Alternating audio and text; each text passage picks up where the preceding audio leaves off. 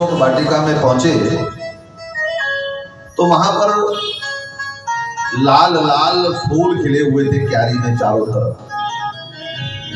राम सुखदास जी ने कहा तो उसी समय उस जनता के बीच में कोई व्यक्ति बैठा था, किसी व्यक्ति के रूप में हनुमान जी बैठे और उन्होंने खड़े होकर के कहा, महाराज आप गलत सुना रहे हैं। बोले गलत कैसे सुना रहे हैं? बोले मुझे पता है कि अशोक वाटिका में सफेद, वहां पर जो है लाल फूल खिले थे, आप सफेद बता रहे हो। रामचंद्र जी ने कहा भाई मेरे शास्त्र में लिखा है वहां पर सफेद फूल खिले थे। उस व्यक्ति ने कहा नहीं नहीं वहां लाल फूल खिले थे। बोले हो ही नहीं सकता। बोले ऐसा है, कथा की आरती के बाद आकर के मेरे से बात करना भैया, फिर बताओ। कथा की आरती हो गई, वो व्यक्ति आया, एकांत में रामचंद्र जी के कक्ष में पहुंच गया और जाकर के प्रणाम करके कहा, महाराज आप बताइए क्या कहना चाहते हैं। रामचंद्र जी ने कहा, वहाँ मेरे शास्त्र में लिखा है कि अशोक वाटिका में सफेद फूल खिले थे और आप कह रहे हैं और मैं कह रहा हूँ कि आप कह रहे हैं, मैं कह रहा हूँ लाल फूल खिले थे। तो महाराज ये तो बड़ा एक चिंतन का विषय है। बोले तुमको कैसे पता है? तो उस व्यक्ति ने कहा, महाराज मैं हनुमान जी हूँ। बोले हनुमान जी? बोले हाँ, असली रूप में आओ। और जैसे हनुमान जी असली रूप में आ गए, राम सुखदास जी ने उनको प्रणाम किया। लेकिन राम सुखदास जी अपने बात पर अड़िग रहे। शास्त्र में जो लिखा वो सत्य है, तुम भले ही कुछ भी कह रहे हो। शास्त्र में लिखा सफेद है तो सफेद ही है। अब महाराज इसका फैसला कहाँ किया जाए? एक तो प्रैक्टिकल प्रमाण लेकर के खड़ा है और एक ये कह रहा मैंने आंखों देखी का बता रहा हूँ। तो दोनों में सफल कौन हो? माता जानकी जी के पास पहुंचे और जाकर के माता जानकी से पूछा, माता जी ये राम सुखदास जी कहते हैं अशोक वाटिका में सफेद फूल खिले हुए थे, मैं कहता हूँ लाल फूल खिले हुए थे, आप बताओ, आप तो इधर दिन रही हो, फूल कैसे खिले थे? जानकी जी ने सोचा कि कहीं शास्त्र की मर्यादा भी कम ना हो जाए, शास्त्र की बात झूठी ना हो जाए, और ये मेरा परम भक्त है, मेरा पुत्र है, हाँ, और इस पुत्र की बातें भी हल्की ना हो जाए। तो माता जानकी जी ने कहा, हनुमान जी वहां पर फूल तो सफेद ही खिले हुए थे, पर जब तुम गए वहां मुझे राक्षसों से घिरा हुआ देखा तो तुम्हारे मन के अंदर क्रोध आया और क्रोध में तुम्हारी आंखें लाल हो गई। लाल आंखें होने के कारण सफेद फूल तुम्हें लाल दिखाई दिए। वहां तो फूल सफेद खिले हुए थे। इसका अर्थ है जैसी दृष्टि वैसी सृष्टि। जैसी दृष्टि है बोलो वैसी ही सृष्टि है, और जैसा हम देखना चाहते हैं वैसा ही हमें दिखाई देगा। हम चाहते क्या हैं? हमारी दृष्टि चाहती क्या है?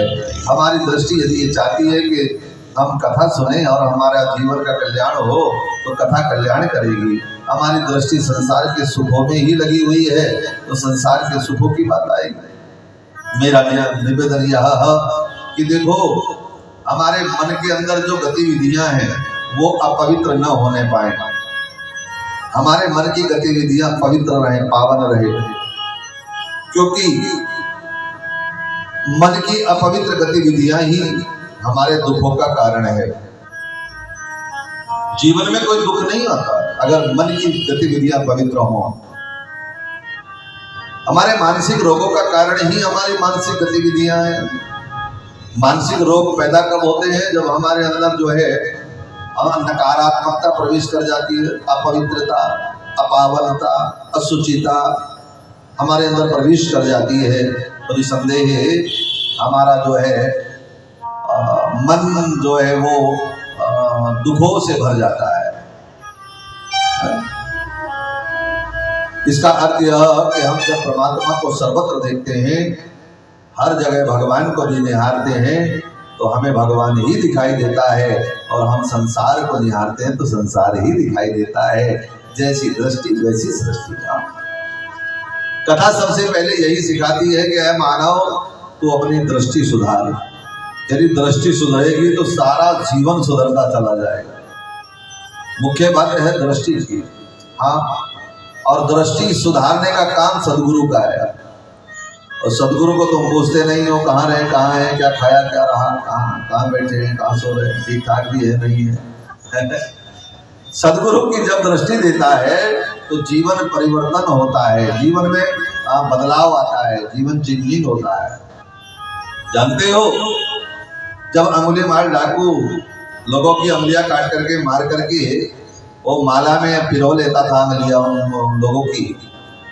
तो महात्मा बुद्ध जब चले जा रहे थे तो लोगों ने कहा महाराज इस रास्ते से मत जाओ, इस रास्ते में तो अंगुली मार रहता है।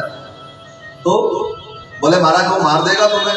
बोले मारने वाला बचाने वाला कोई और है, हम तो भगवान के भरोसे वाले आदमी हैं। तो महात्मा बुद्ध चलते रहे, जंगल का रास्ता आया, अंगुलीमाल सामने आ गया। अंगुलीमाल ने कहा ठहरो, मरने के लिए इस रास्ते से आ गए तुम, लगता है साधु महात्मा हो। बोले चलो कोई बात नहीं भाई, तो मरना तो जीवन तो ईश्वर के अधीन है। बोले मैं तुम्हें मारूंगा। बोले चलो चल तेरी अपनी इच्छा है भाई, हमें तो कोई परवाह नहीं है, आप जो है लेकिन मेरा एक छोटा सा काम कर दो। बोले क्या? अंगुलीमाल ने कहा क्या काम करना है? बोले वो जो सामने आम का पेड़ है ना, उसका एक फल तोड़ लाओ और 2 पत्ते तोड़ करके ले आओ। अब पत्ते 2 अंगुलीमाल गया, फल तोड़ करके पत्ते तोड़ करके ले आया, ला करके कहने लगा लो महाराज। महात्मा बुद्ध ने कहा एक काम करो ना, इस आम को, इस फल को, पत्तों को वहीं लगा करके आ जाओ जहां से तोड़ करके लाए हो। बहुत चक्कर रह गया, चकरा गया अंगुलीमाल, क्या करो, कैसे कैसे लगाऊंगा? उन्होंने कहा महाराज ये लगेंगे नहीं। बोले तोड़े क्यों? बोले महाराज तोड़ लिए तो ये लगेंगे नहीं वापस। बोले जब तुम तो वापस लगाने की हिम्मत नहीं रखती तो तोड़ने की शक्ति, तो तोड़ने को किसने कहा? तुम्हें तोड़ने का अधिकार किसने दिया? जब तुम किसी को जीवित नहीं कर सकते तो तुम्हें मारने का अधिकार कहां से आया? लो जी, ज्ञान की आंख खुलने लगी अंगुलीमाल की और वो चरणों में गिर पड़ा। महात्मा जी के कहने लगा महात्मा जी मेरा उद्धार करो, मेरी आंख खुल गई है। वास्तव में जब मैं जीवित नहीं कर सकता तो मारने का अधिकार कहाँ है? जब मैं ये फल तोड़ जो है लगा नहीं सकता तो तोड़ने का अधिकार कहाँ से है? अब जीवन बदल गया, दृष्टि बदल गई, सोच बदल गई, विचार बदल गए, चरित्र बदल गया, व्यवहार बदल गया, आचरण बदल गया। और ये अंगुलीमाल हमारे महात्मा बुद्ध के चरणों में गिर करके उनके शिष्य बन गया और उसका बेड़ा पार हो गया। तात्पर्य कहने का यह है कि गुरु हमारी दृष्टि बदलता है, हमारे जीवन में परिवर्तन करता है, इसलिए जीवन में सदगुरु का होना बहुत जरूरी है। और सदगुरु की बड़ी महिमा है। सदगुरु हमारे जीवन का मुख्य स्रोत है, मूल स्रोत है। जो सदगुरु हमारे जीवन में आएगा तो जीवन बनेगा, तो जीवन हमारा जो है वो परिवर्तन होगा, जीवन की तेजस्विता बढ़ेगी, जीवन में चैतन्यता बढ़ेगी और जीवन हमारा जो है उन्नत बनेगा। इसलिए गुरु सदगुरुदेव महाराज को हम सब लोग प्रणाम करें। हाँ।